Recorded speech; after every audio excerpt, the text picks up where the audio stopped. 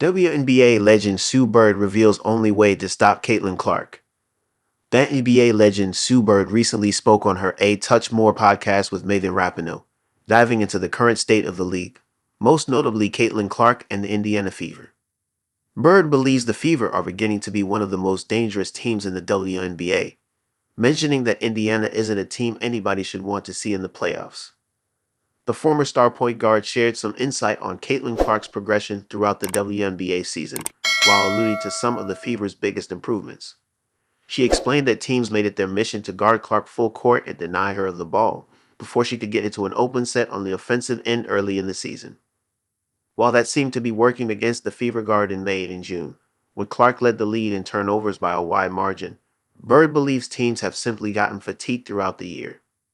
Bird thinks guarding a player like Clark is going to take that kind of responsibility, though. She thinks if teams want to be successful and stop the moving train in Indiana, they're going to have to pick up Clark full court to slow down the Fever's offense. At the start of the season, everybody had their panties in a twist over Caitlin getting picked up full court. Bird said, "What I'm not surprised by is naturally during a WNBA season, teams and players, you start to get a little tired. It's hard to keep that discipline to guard a player like that. I'm not surprised it dropped off, but oh, what you know, she's no longer getting picked up full court." Bird explained that teams will definitely start amplifying their defensive sets later on when the stakes get higher. It disrupted Clark from being an elite playmaker a couple of months ago, and while the rookie is already accustomed to the league, they have no other choice but to play a man or zone press come playoff time. "What you're seeing now is Caitlin now is able to push the ball up the floor," Bird said. "She's able to hit those dead head passes. I won't be surprised if as the season gets later into like playoff runs if you start to see teams do more.